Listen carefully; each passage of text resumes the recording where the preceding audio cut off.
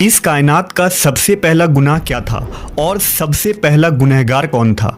इस सवाल के जवाब में अक्सर लोग कहेंगे कि वो पहला गुनाह अज़ाज़ील या शैतान मरदूद ने तब किया था जब उसने हज़रत आदम अलैहिस्सलाम को सजदा करने से इनकार कर दिया था और कहा था कि मैं उससे बेहतर हूँ, मुझे तो आग से पैदा किया गया है जबकि उसे मिट्टी से। यानी कायनात का पहला गुनाह गुरूर और तकब्बुर था जिसने अज़ाज़ील को इब्लीस बना दिया था। लेकिन तारीख़ इंसानी में इस सरज़मीन पर पहला गुनाह जिस शख्स ने किया था उसके मुताल्लिक बहुत कम लोग वाकिफ़ हैं। दरअसल हज़रत आदम अलैहिस्सलाम के इस दुनिया में तशरीफ़ लाने के बाद आप अलैहिस्सलाम के एक बेटे ने आपके दूसरे बेटे का कत्ल करके तारीख़ इंसानी का सबसे पहला गुनाह किया था। वो कातिल कौन था, ये कत्ल क्यों हुआ था और वो मासूम मकतूल कौन था, इस वीडियो में हम इस किस्से को मुकम्मल बयान करेंगे। ये उस वक्त की बात है जब रूए ज़मीन पर इंसानी ज़िंदगी की इब्तिदा हुई थी। बाबा आदम अलैहिस्सलाम और अम्मा हव्वा अलैहिस्सलाम को एक ममनून फल खाने की वजह से बतौर सज़ा जन्नत से दुनिया में भेजा गया था। आप दोनों ने अल्लाह के बारगाह में बहुत इल्तिजा और माफ़ी मांगी। बख्शिश तलब करने के बाद इस फ़ानी दुनिया में आप दोनों सज़ा काट रहे थे। चंद अरसों बाद अम्मा हव्वा अलैहिस्सलाम के बतन से औलाद की पैदाइश हुई।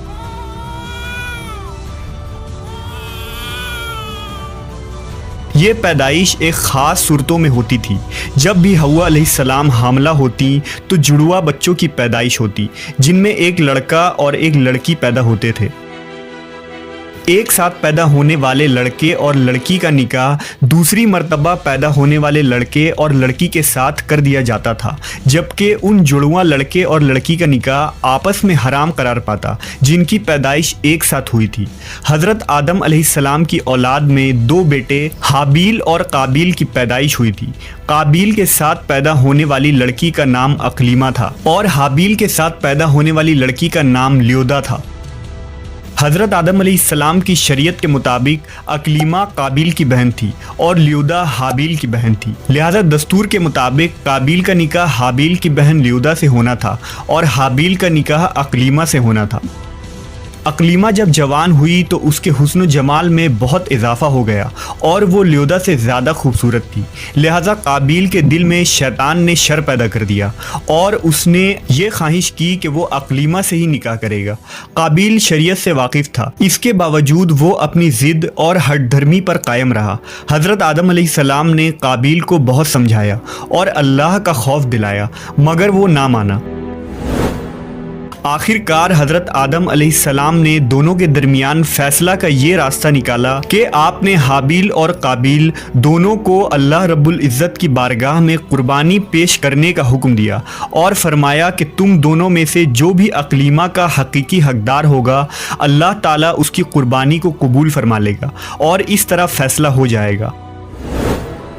उस ज़माने में कुर्बानी कबूल होने की ये निशानी होती थी कि कुर्बानी करने वाला अपनी कुर्बानी को पहाड़ की ऊंची चोटी पर रख देता और आसमान से एक आग उतरकर उसको जला देती और जो कुर्बानी कबूल नहीं होती उसे आग नहीं खाया करती थी।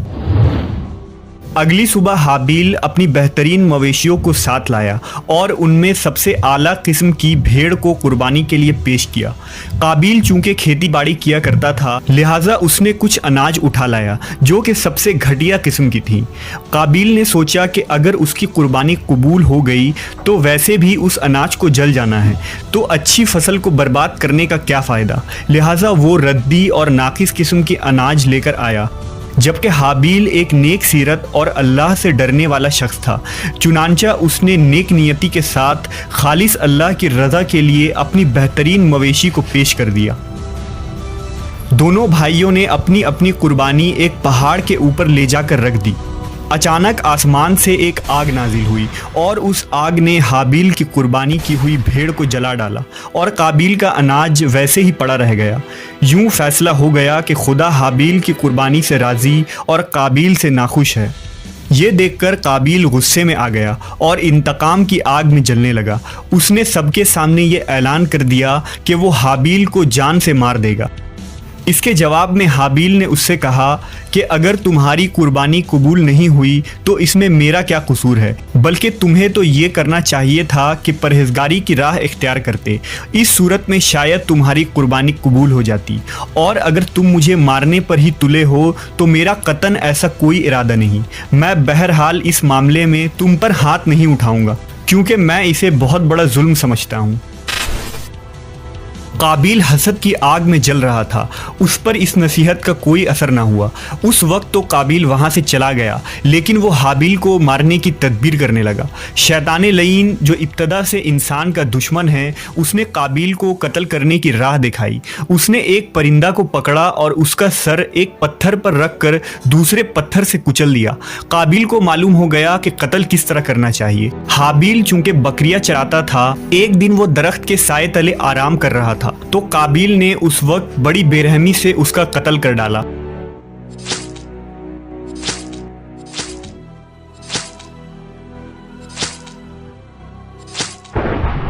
جب قابیل نے حابیل کو قتل کر دیا تو اس کی عقل زائل ہو گئی، سمجھنے کی صلاحیت ختم ہو گئی۔ اب بڑا پریشان ہوا کہ اس کی لاش کا کیا کرے۔ اس طرح چھوڑنے میں یہ خطرہ تھا کہ درندے اس کی لاش کو کھا جائیں گے، تو وہ اپنے بھائی کی لاش کو بوری میں ڈال کر پھرتا رہا، یہاں تک کہ لاش بدبودار ہو گئی۔ لاش کو چھپانے کا کوئی طریقہ بھی اسے نہیں آ رہا تھا۔ بڑا پریشان ہوا کہ کروں تو کیا کروں۔ تب اللہ تعالیٰ نے 2 کوے بھیجے۔ قابیل ان کووں کو دیکھ رہا تھا۔ ان کووں میں سے ایک کوے نے دوسرے کوے کو مار ڈالا اور پھر زمین کھود کر اس میں اس کو ڈال دیا۔ اس سے قابیل کو معلوم چل گیا کہ اسے بھی یہی کرنا چاہیے، اور ندامت محسوس کرتے ہوئے کہنے لگا، افسوس کہ میں اس کوے جیسا بھی نہ ہو سکا۔ اس طرح اس نے اپنے بھائی کو زمین میں دفن کر دیا۔ جب قابیل نے حابیل کو قتل کیا تو اس سے پہلے اس کا رنگ سفید تھا، لیکن قتل کے بعد اس پر پھٹکار پڑی اور اس کا سارا جسم کالا ہو گیا۔ اس وقت حضرت آدم علیہ السلام حج کے لیے مکہ گئے ہوئے تھے۔ جب حضرت آدم علیہ السلام مکہ سے واپس آئے اور حابیل کو نہ پایا تو اس کو بہت تلاش کیا مگر وہ نہ ملا۔ لوگوں سے پوچھنے لگے، لوگوں نے جواب دیا کہ حابیل کچھ دنوں سے غائب ہے۔ حضرت آدم علیہ السلام نے حابیل کے صدمے میں کھانا پینا اور سونا سب ترک کر دیا اور شب و روز حابیل کے غم میں رہنے لگے۔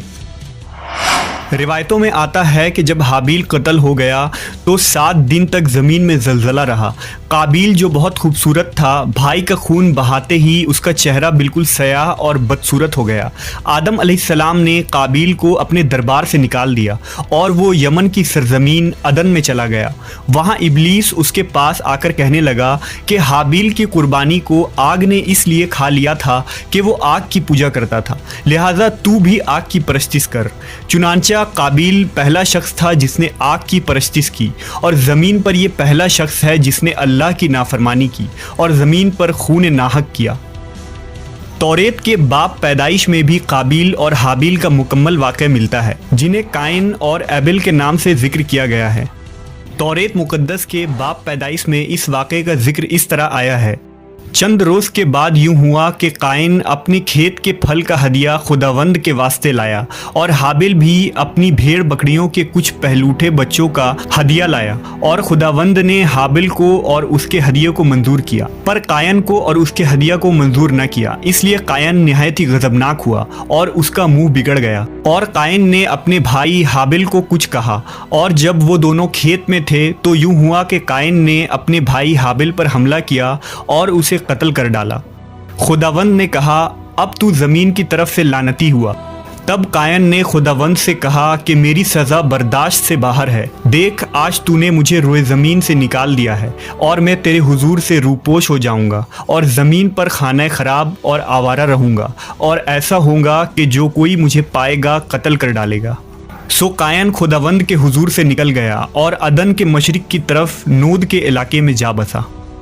قابیل کا انجام یہ ہوا کہ اس کے ایک لڑکے نے جو کہ اندھا تھا اس کو پتھر مار کر قتل کر دیا، اور یہ بدبخت آگ کی پوجا کرتے ہوئے کفر و شرک کی حالت میں اپنے ہی لڑکے کے ہاتھ مارا گیا۔ حدیث میں آتا ہے کہ نبی صلی اللہ علیہ وسلم نے فرمایا کہ زمین پر قیامت تک جو بھی خون ناحق ہوگا اس کے عذاب کا ایک حصہ بوجھ اور گناہ قابیل پر بھی ہوتا ہے، کیونکہ اس نے سب سے پہلے قتل کا طریقہ ایجاد کیا تھا۔